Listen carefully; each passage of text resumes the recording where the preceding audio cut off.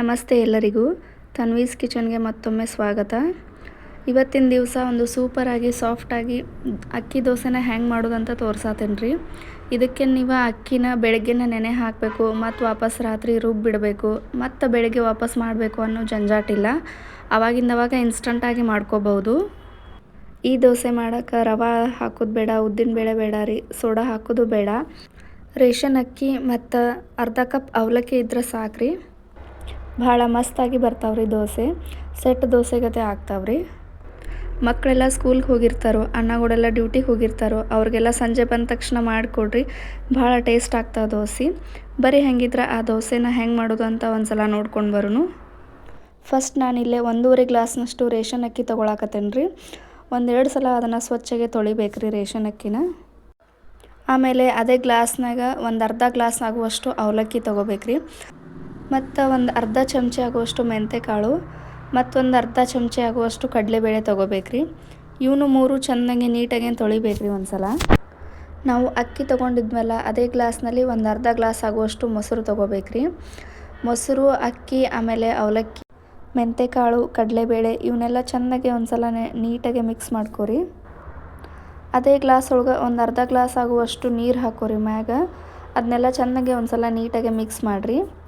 Mix ಮಾಡಿ 1-2 ತಾಸು ಇಲ್ಲ 1.5 ತಾಸು ಅದನ್ನು ನೆನೆಯಕ್ಕೆ ಬಿಡ್ಬೇಕ್ರಿ. ನಾನಿಲ್ಲಿ 2 ತಾಸು ಅದನ್ನೆಲ್ಲ ಹಾಗೆ ಮುಚ್ಚಿಟ್ಟು ನೆನೆಯಕ್ಕೆ ಬಿಟ್ಟಿದ್ದೆ ರೀ 2 ತಾಸು. 2 ತಾಸು ಆದಮೇಲೆ ನೋಡಿರಿ ಅಕ್ಕಿ ಎಲ್ಲ ಚೆನ್ನಾಗೆ ನೆನೆದವ. ಈಗ ಅದನ್ನ ಮಿಕ್ಸಿಗೆ ಹಾಕ್ಕೊಂಡು ಅಗದಿ ಸಣ್ಣಗೆ ರುಬ್ಕೋಬೇಕ್ರಿ. ನಾವು ಎಷ್ಟು ಸಣ್ಣಗೆ ರುಬ್ತೀವಲ್ಲ ದೋಸೆನೂ ಅಷ್ಟು ಚೆನ್ನಾಗಿ ಸಾಫ್ಟಾಗಿ ಬರ್ತಾವೆ. ಈಗ ರುಬ್ಕೊಂಡಿರುವಂಥ ಹಿಟ್ಟನ್ನು ನಾನಿಲ್ಲಿ 1 ತಾಸು ಹಂಗೆ ನೆನೆಯಕ್ಕೆ ಇಡಾಕತ್ತೇನೆ ರೀ. ನಿಮ್ಮ ಹತ್ರ ಟೈಮ್ ಇಲ್ಲ ಅಂದ್ರೆ ಒಂದು 10-15 ನಿಮಿಷ ನೆನೆಸಿದ್ರೆ ಸಾಕು, ಬರ್ತಾವ್ರಿ ದೋಸೆ, ಹಾಗೇನಿಲ್ಲ. ನನ್ನ ಹತ್ರ ಟೈಮ್ ಐತೆ ಅಂಥೇಳಿ ನಾನು 1 ತಾಸು ನೆನೆಯಕ್ಕೆ ಇಡಾತೇನೆ ರೀ ಅದನ್ನು. ನೋಡಿರಿ ಈಗ ಅದನ್ನು ಒಂದು ಸಲ ಚೆನ್ನಾಗಿ ನೀಟಾಗಿ ಮಿಕ್ಸ್ ಮಾಡಿಕೊಂಡು 1 ತಾಸು ಅದಕ್ಕೊಂದು ಪ್ಲೇಟ್ ಮುಚ್ಚಿ ಅದನ್ನು ಸೈಡಿಗೆ ಇಟ್ಬಿಡ್ರಿ ನೆನೆಯಕ್ಕೆ. ಬರೀ ಹಾಗಿದ್ರೆ ಹಿಟ್ಟು ನೆನೆಯೋ ಮಟ್ಟ 1 ತಾಸು ಅದಕ್ಕೊಂದು ಮಸ್ತಾಗಿರೋ ಸೂಪರಾಗಿರೋ ಕೊಬ್ಬರಿ ಚಟ್ನಿನ ಮಾಡ್ಕೊಂಡು ಬರೋನು. ಕೊಬ್ಬರಿ ಚಟ್ನಿ ಮಾಡ್ಕೊಳಕ್ಕೆ ನಾನಿಲ್ಲಿ ಒಣ ಕೊಬ್ಬರಿ ತೊಗೊಳಕತ್ತೇನೆ ರೀ. ಹಸಿ ಕೊಬ್ಬರಿ ಇದ್ರೆ ತೊಗೋರಿ ನೀವು, ಇನ್ನೂ ಮಸ್ತಾಗಿ ಬರ್ತೈತಿ ಚಟ್ನಿ. ಒಣ ಕೊಬ್ಬರಿ ಒಂದು ಮೆಣಸಿನ್ಕಾಯಿ ತೊಗೊಳತ್ತೇನೆ ರೀ. ಮತ್ತು ಸ್ವಲ್ಪ ಶೇಂಗಾ ಕಾಳು ತೊಗೊಳತ್ತೇನೆ ರೀ. ಒಂದು ಸ್ವಲ್ಪ ಬೆಳ್ಳುಳ್ಳಿ, ಆಮೇಲೆ ಒಂದು ಸ್ವಲ್ಪ ಹಸಿ ಶುಂಠಿ, ಸ್ವಲ್ಪ ಕೊತ್ತಂಬರಿ ತೊಗೊಳಕತ್ತೇನೆ ರೀ. ಇದ್ರೆ ತೊಗೋರಿ, ಇಲ್ಲಕಂದ್ರೆ ನಡಿತೈತಿ. ಒಂದು ಸ್ವಲ್ಪ ಜೀರಿಗೆ, ಆಮೇಲೆ ಚಟ್ನಿಗೆ ಎಷ್ಟು ಬೇಕೋ ಅಷ್ಟು ಉಪ್ಪು ಹಾಕ್ಕೊಳಕತ್ತೇನೆ ರೀ. ಇದನ್ನೂ ಎಲ್ಲ ಮಿಕ್ಸಿಗೆ ಹಾಕ್ಕೊಂಡು ಸಣ್ಣಗೆ ಅಗದಿ ಸಣ್ಣಗೆ ರುಬ್ಕೋಬೇಕ್ರಿ. ನೋಡಿರಿ ನಾನಿಲ್ಲಿ ರುಬ್ಬಿದ್ದೀನಿ. ಇಷ್ಟು ಸಣ್ಣಗಾದ್ರೆ ಚಟ್ನಿ ಚೆನ್ನಾಗಿ ಬರ್ತೈತೆ ರೀ. ಇವಾಗ ಆ ಚಟ್ನಿಗೆ ಒಗ್ಗರಣೆ ಹಾಕ್ಕೊಳಕ್ಕೆ ಒಂದು ಸ್ವಲ್ಪ ಅಡುಗೆ ಎಣ್ಣೆ ಹಾಕ್ಕೊಳಕತ್ತೇನೆ ರೀ. ಎಣ್ಣೆ ಕಾದಿಂದ ಅದಕ್ಕೆ ಸ್ವಲ್ಪ ಉದ್ದಿನಬೇಳೆ ಹಾಕೋರಿ. ಉದ್ದಿನಬೇಳೆ ಕೆಂಪಗಾಗೋ ತನಕ ಫ್ರೈ ಮಾಡ್ಬೇಕ್ರಿ. ಉದ್ದಿನಬೇಳೆ ಕೆಂಪಗಾಗಿಂದ ಅದಕ್ಕೆ ಸ್ವಲ್ಪ ಸಾಸಿವೆ, ಹಂಗೆ ಒಂದು ಸ್ವಲ್ಪ ಜೀರಿಗೆ ಹಾಕೋರಿ. ಹಾಕ್ಕೊಂಡು ಅದು ರುಬ್ಬಿಟ್ಕೊಂಡಿರುವಂಥ ಮಿಶ್ರಣಕ್ಕೆ ಅದನ್ನ ಮೇಲೆ ಹಾಕಿಬಿಡ್ರಿ. ಆಯ್ತು ರೀ, ಇಷ್ಟ ಸೂಪರಾಗಿರೋ ಚಟ್ನಿ ಅಂತೂ ರೆಡಿ ಆತ್ರಿ. ಬರೀ ಇವಾಗ ದೋಸೆ ಮಾಡೋಕ್ಕೆ ಹಿಟ್ಟು ನೆನೆದೈತಲ್ಲ ಅಂತೇಳಿ ನೋಡ್ಕೊಂಡು ಬರೋನು. ನೋಡಿರಿ ರುಬ್ಬಿಟ್ಟಿರುವಂಥ ಹಿಟ್ಟಂತೂ ಮಸ್ತಾಗೆ ನೆನೆದೈತಿ.